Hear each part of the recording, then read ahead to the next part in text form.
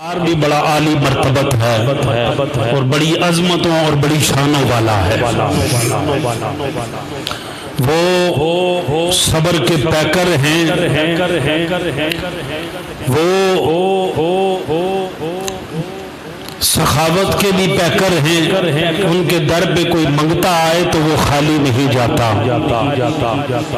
وہ بڑی جود و سخا کا مظاہرہ کرنے والے اور معافی دینے والے، عجز و انکساری کے پیکر اور اللہ کا بہت زیادہ خوف رکھنے والے، شریعت کی پاسداری کرنے والے، وہ اہل بیت اطہار کہ جنہوں نے قربانیاں دی اور جن کا کردار آج ہمارے لیے مشعل راہ ہے۔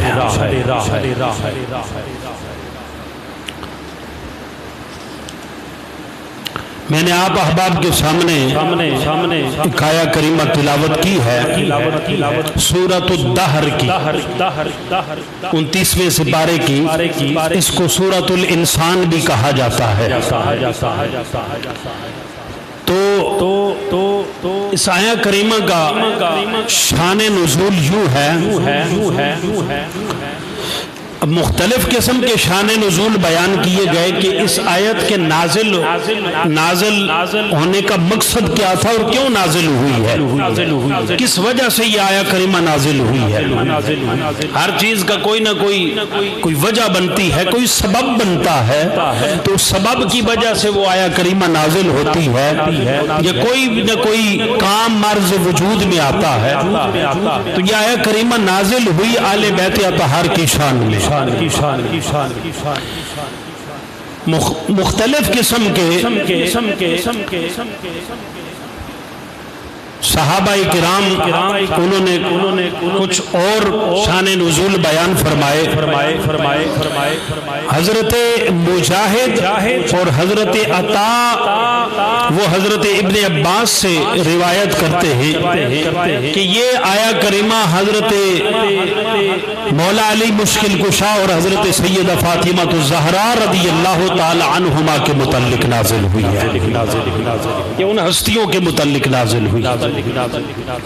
کس وقت کہ جس وقت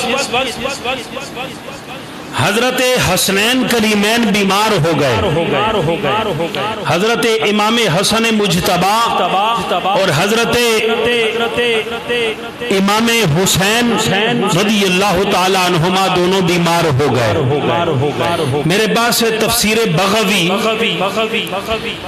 اس کے اندر بھی ہے اور تفسیر جلالین کے حاشیہ میں بھی یہ مذکور ہے کہ یہ آیہ کریمہ حسنین کریمین جب بیمار ہوئے تو آپ کو بتایا گیا کہ آپ مولا علی مشکل کشا رضی اللہ تعالی عنہ اور حضرت سیدہ فاطمہ الزہراء رضی اللہ تعالی عنہما کو کہ آپ ان کے لیے منت کے روزے رکھیں۔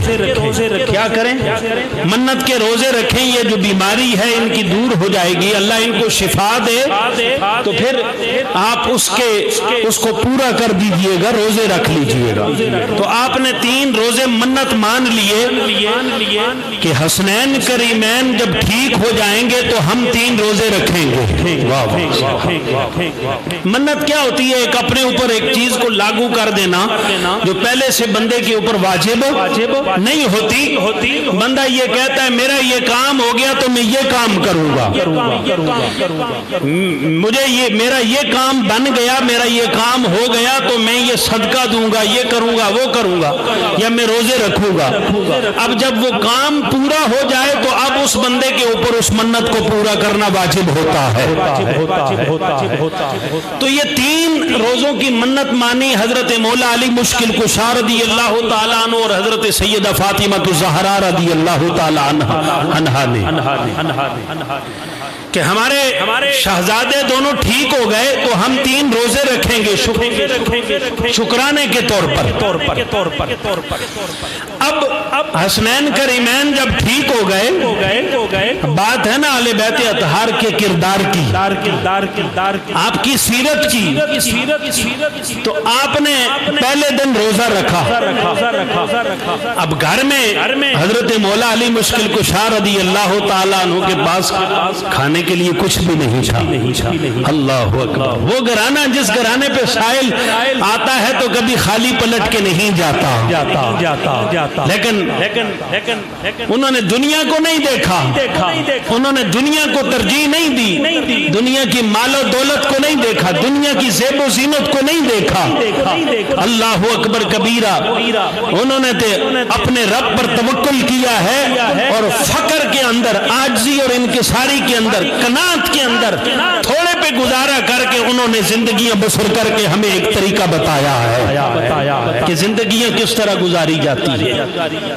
جو رب والے ہوتے ہیں، جو رحمان والے ہوتے ہیں، تو وہ ایسے ہی زندگیاں گزارتے ہیں، وہ تھوڑے پہ گزارا کر لیتے ہیں، وہ رب کے ہاں شکایت نہیں کرتے، اے اللہ مجھے نہیں دیا، فلاں کو اتنا دے دیا، یہ کر دیا، وہ کر دیا، نہ، جو اللہ نے عطا فرما دیا اسی پہ راضی ہو جاتے ہیں۔ تو اب حضرت مولا علی مشکل کشا رضی اللہ تعالیٰ عنہ وہ ایک یہودی کے پاس گئے اور یہودی سے کچھ اشیاء لے کے آئے اور سیدہ کائنات رضی اللہ تعالی عنہا کو وہ دی آئے، انہوں نے اس کو پیس کر کے، کھانے کی اشیاء تھی، وہ گندم وغیرہ تھی، جو تھے یہ گندم تھی، وہ لے کر آئے تو افطاری کے لیے، رات کے کھانے کے لیے انہوں نے لا کر دی کہ اس کو پیس لو فاطمہ، اس کو پیس لو اور پیس کر کے پھر اس کا رات کو کھانا بنا لینا، کھانا تیار کر لینا۔ اب روزہ دن کا انہوں نے رکھا، پانی سے روزہ رکھا، افطاری کا وقت ہوا تو روزہ پانی سے افطار کر لیا۔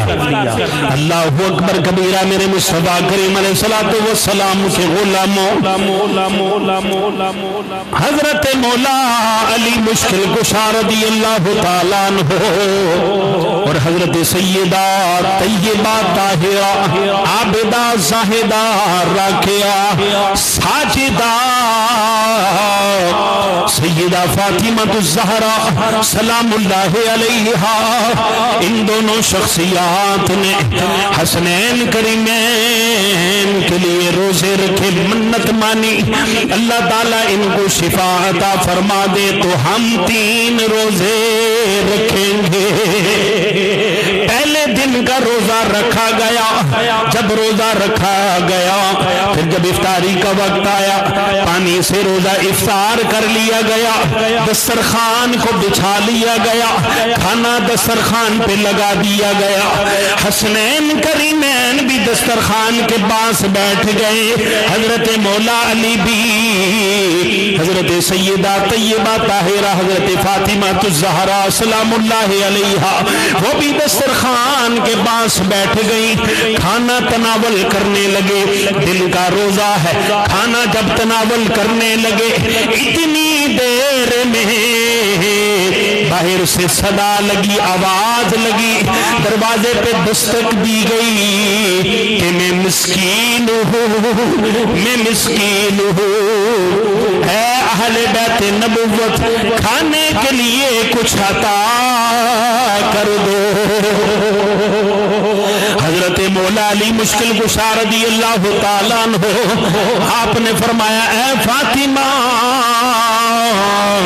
کیوں نہ ایسا ہو، ہم پانی سے ہی گزارا کر لیں گے، پتہ نہیں یہ مسکین کتنے دنوں کا بھوکا پیاسا ہوگا، سارا کھانا فاطمہ اسے عطا کر دیتے ہیں۔ فاطمہ بھی پھر عام عورتوں کی طرح نہیں، فاطمہ تو وہ ہے سرکار دو جہاں صلی اللہ علیہ وآلہ وسلم نے فرمایا، المستدرک للحاکم کے اندر روایت موجود ہے، حضور علیہ السلام نے فرمایا ایک فرشتہ پہلی مرتبہ میرے پاس آیا اور آ کر عرض گزار ہوا، اے اللہ کے نبی کیا آپ اس بات سے راضی نہیں ہیں کہ اللہ تبارک و تعالی نے فاطمہ کو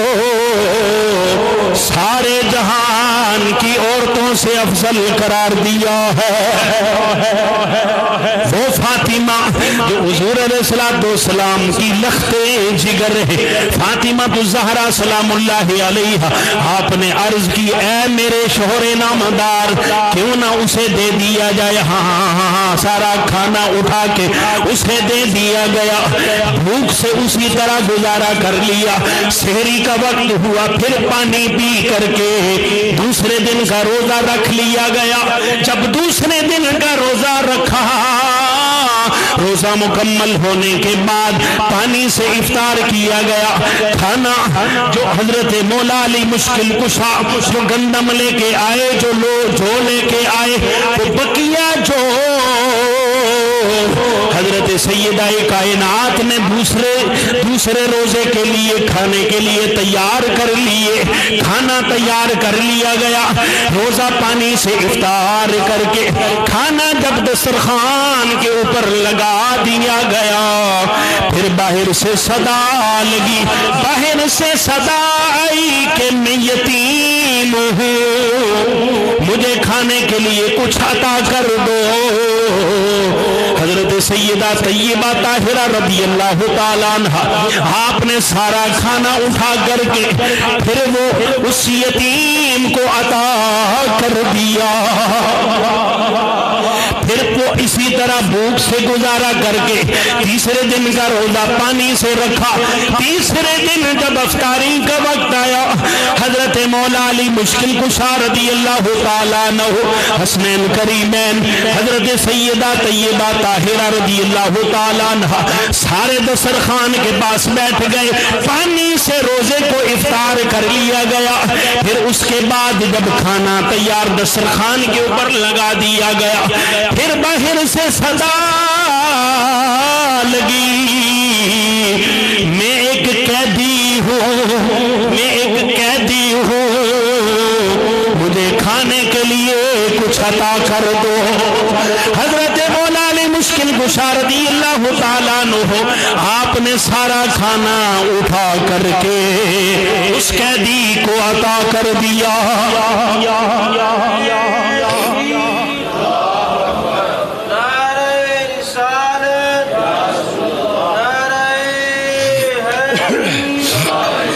سارا کھانا اٹھا کر کے اس قیدی کو عطا کر دیا۔ حضور علیہ السلام آپ تشریف لائے مولا علی کے گھر میں، دیکھا کہ عجیب و غریب صورتحال ہے، بھوک سے نڈال ہیں اور بھوک سے نڈال ہو کر 3 دن روزہ رکھا ہو اور کھایا پیا صرف پانی سے افطار کیا ہوا ہے۔ واہ واہ واہ، پانی سے افطار کیا ہو، کھانا کچھ نہ کھایا ہو تو حالت کیا بن جاتی ہے؟ جب حالت دیکھی رنگ پیلا ہو چکا ہے اور جسم کے اندر وہ توانائی بھی نہیں رہی، طاقت بھی نہیں رہی، تو حضور علیہ السلام بڑے پریشان ہوئے کہ معاملہ یہ کیا ہو گیا؟ تو پوچھا تو انہوں نے بتایا کہ ہم نے روزہ رکھا ہے 3 دن، حسنین کریمین کی بیماری کی وجہ سے ہم نے روزے کی منت مانی تھی 3 روزوں کی، تو ہم نے یہ 3 روزے رکھے ہیں۔ تو پہلے دن روزہ رکھا، افطار کیا پانی سے اور کھانا کھانے لگے تو باہر سے صدا لگی کہ میں مسکین ہوں، ہم نے اس کو کھانا عطا کر دیا۔ دوسرے دن پھر افطاری کر کے کھانا تناول کرنے لگے، پھر صدا لگی کہ میں یتیم ہوں۔ یتیم وہ ہوتا ہے کہ جس کا باپ بلوغت سے پہلے فوت ہو جائے، اس کو یتیم کہا جاتا ہے۔ آپ نے سخاوت کا مظاہرہ کرتے ہوئے کھانا اسے دے دیا۔ تیسرا دن ہوا، پھر بھی روزہ رکھنے کے بعد صدا لگی کہ میں قیدی ہوں، بھوکا ہوں، مجھے کھانا کھلا دو۔ تو اللہ کے نبی یہ معاملہ ہوا ہے، 3 دنوں سے ہم نے کھایا پیا کچھ نہیں، چاندی لمحے گزرے تھے، ادھر سے جبرائیل علیہ السلام وہی لے کر آ گئے، خوش ہو کے بولو۔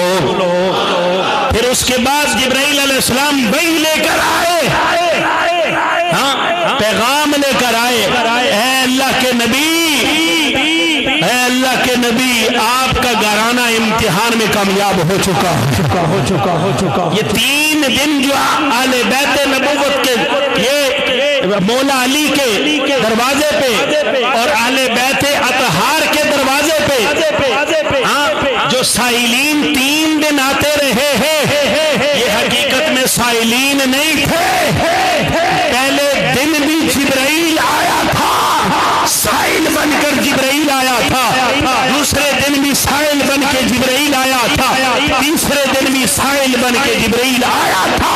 اے اللہ کے نبی، آپ کو مبارک ہو، آپ کی اہل بیت نبوت کی سخاوت، اللہ اکبر، آپ کی اہل بیت نبوت کی یہ آپ کے گھرانے کی سخاوت یہ اللہ کو بڑی قبول ہے اور اللہ آپ سے بڑا راضی ہے۔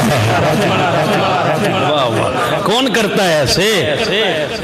روزہ رکھا ہوا ہو ہر ایک کی یہی خواہش ہوتی ہے، ہر کوئی کہتا ہے چھوڑو یار اپنے روزے کی فکر کرو، اپنے روزے کا، ہم تو اپنی طرف بھاگتے ہیں اور دسترخوان کے اوپر سارا کچھ بچھا کر کے کوئی جیتا ہے مرتا ہے، کسی کو کھانے کے لیے ملا نہ ملا، افطاری کے لیے ملا نہیں، مجھے اپنی فکر ہے، میرے پاس ٹھیک ہونا چاہیے، باقی چھوڑو جو ہے جس طرح ہے۔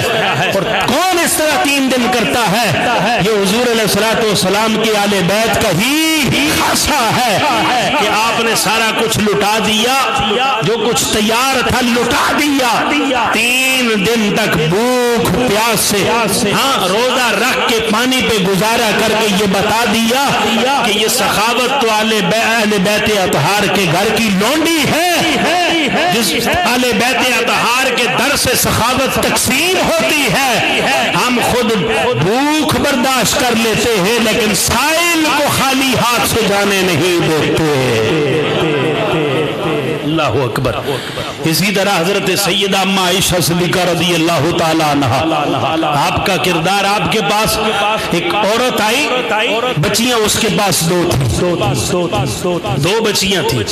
مشکات شریف کے اندر کتاب الآداب کے اندر روایت موجود ہے، مفہوم حدیث ہے، وہ عورت آئی تو اس نے کچھ مانگا آپ سے، آپ کے پاس اور تو کچھ بھی نہیں تھا، ایک کھجور تھی، آپ نے کھجور کے 2 حصے کیے، آپ نے کھجور اس عورت کو عطا کر دی، اس نے کھجور کے 2 حصے کر کے اپنی ان 2 بیٹیوں کو آدھا ایک کو دے دی، آدھا دوسرے کو دے دی۔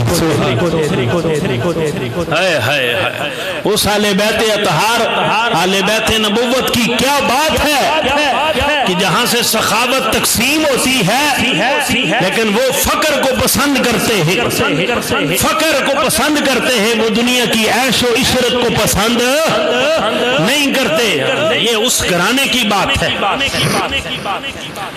تو یہ ان کی سیرت ہمارے لیے مشعل راہ ہے کہ ہمارے ساتھ بھی ایسا معاملہ آئے تو اپنی ضرورت کے اوپر دوسرے کو ترجیح دے دے۔ اس کو ایثار کہا جاتا ہے۔ کیا کہا جاتا ہے؟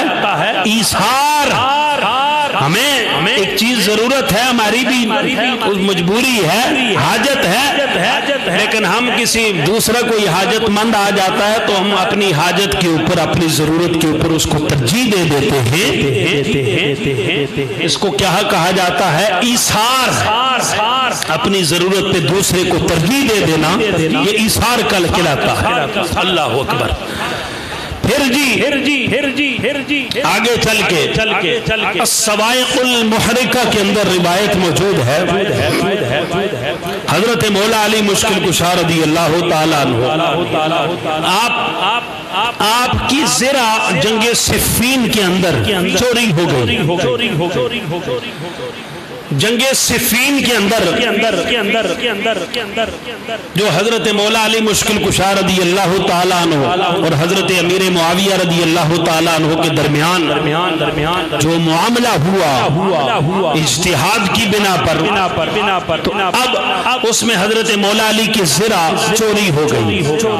زرہ وہ ہوتی ہے جو جسم کے اوپر پہن کر کے جنگوں میں لڑائی کی جاتی تھی اور تاکہ ایک تو ڈھال ہے، تلوار مارنے والا تلوار مارتا ہے تو وہ ڈھال آگے اس طرح رکھ کے اس کو روکا جاتا ہے تاکہ اس کا وار اپنے اوپر نہ لگے، اور زرہ جسم کے اوپر لوہے کی ہوتی ہے، اسے پہن کر کے تاکہ جسم محفوظ ہو، اگر جسم کے اوپر وہ وار لگے بھی تو جسم کو نقصان نہ پہنچائے، وہ چوری ہو گئی۔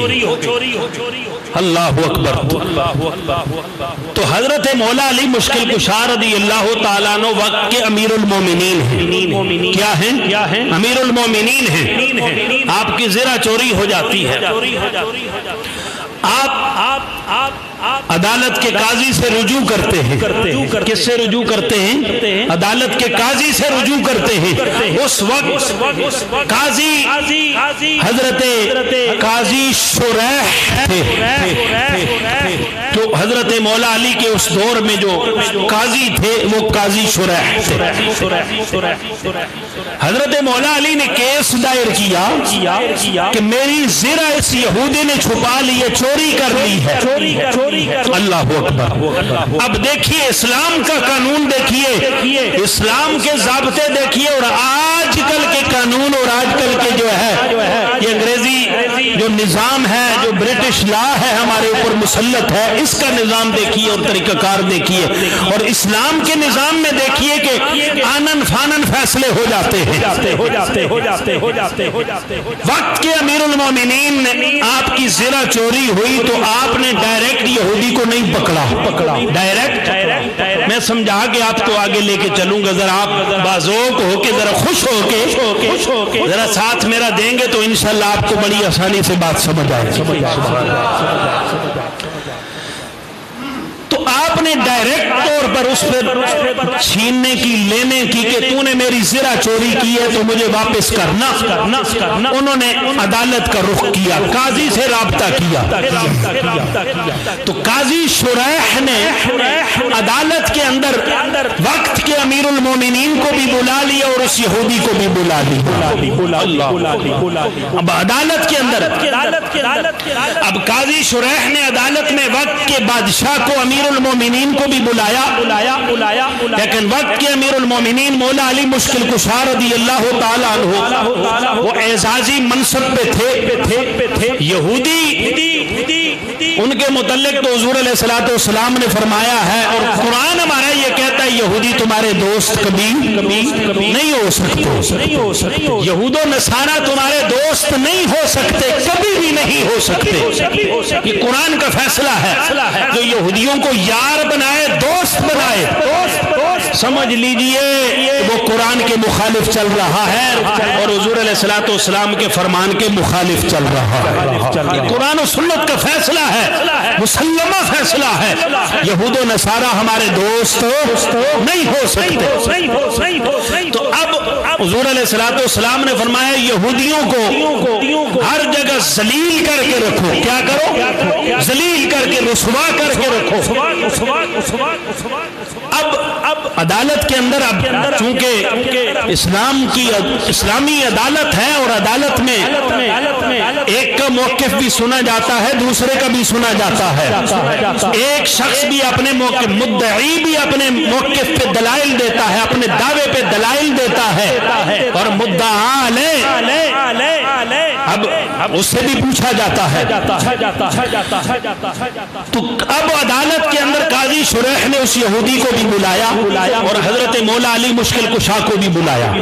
مولا علی مشکل کشا اعزازی مقام پر تھے کہ آپ مسلمانوں کے، اب آپ مسلمان تھے، اور اس وجہ سے نہیں کہ آپ وقت کے امیر المومنین ہیں، اس وجہ سے کہ آپ کا مد مقابل جو تھا، جس کے اوپر آپ نے دعویٰ دائر کیا تھا، وہ یہودی تھا۔ تو یہودیوں کو ہر جگہ ذلیل و رسوا کرنے کا حکم ہے، لیکن تھے دونوں عدالت کے اندر، دونوں عدالت کے اندر تھے۔ حضرت مولا علی مشکل کشا رضی اللہ تعالیٰ عنہ آپ سے پوچھا گیا علی اپنا دعویٰ دائر کیجئے، اپنا دعویٰ پیش کیجئے۔ حضرت مولا علی مشکل کشا رضی اللہ تعالیٰ عنہ آپ نے دعویٰ دائر کیا کہ یہ یہودی ہے، اس یہودی نے میرے زرہ چوری کی ہے۔ اب پھر اس کے بعد قاضی جو ہے وہ جرح تعدیل کرتا ہے، سوالات کرتا ہے، پھر اس سے جو ہے نا تفتیش تحقیقات ہوتی ہیں۔ جی علی یہ زرہ آپ کا یہ دعویٰ ہے کہ یہودی نے چوری کی ہے، آپ کے پاس گواہ کون ہے؟ اللہ میں صرف آپ کی ایک بات آپ سے پوچھنا چاہتا ہوں، کیا دعویٰ مولا علی کریں؟ مولا علی کا دعویٰ کرنا کیا کبھی جھوٹا ہو سکتا ہے؟ بولو سارے بولو، جڑے جاگ رہے ہیں وہ بھی بولو، جڑے نیند کر رہے ہیں وہ بھی بولو۔ میں ویکھ رہے ہیں کون جاگ رہے ہیں، کون آرام فرما رہے ہیں۔ تو یاد ویکھ لئیو کہ اکھ لگ گئی تو پھر نویں سرے وضو بھی کرنا پے گا۔ تو مولا علی کا دعویٰ ہو، کیا دعویٰ جھوٹا ہو سکتا ہے؟ اعوذ باللہ نہیں ہو سکتا۔ علی کا دعویٰ ہی اتنا مضبوط ہے، علی دعویٰ کرے تو جھوٹا کیسے ہو سکتا ہے؟ حضرت مولا علی آپ سے پھر پوچھا گیا کہ آپ کے اس موقف کے اوپر، اس دعوے کے اوپر گواہ کون ہے؟ اب شریعت کے اندر حدیث مبارکہ ہے البینۃ علی المدعی والیمین علی من انکر، مدعی کے اوپر لازم ہے کہ دو گواہوں کو پیش کرے۔ کس کو؟ اور مدعا علیہ، اگر مدعی دو گواہ نہ پیش کر سکے تو جس کے اوپر دعویٰ دائر کیا گیا ہے اس کے اوپر شریعت قسم رکھتی ہے، وہ قسم اٹھائے گا تو اس کا موقف مان لیا جائے گا کہ یہ سچا ہے۔ یا پھر اقبال جرم کر لے، تین طریقوں سے بندے کا دعویٰ ثابت ہو جاتا ہے۔ ایک، اگر وہ دو گواہ پیش کر لے تو پھر بھی اس کا جو دو گواہ ہیں باشرہ ہو تو ان کی گواہی قابل قبول ہے، تو اس بندے کا مدعی کا دعویٰ ثابت ہو جاتا ہے۔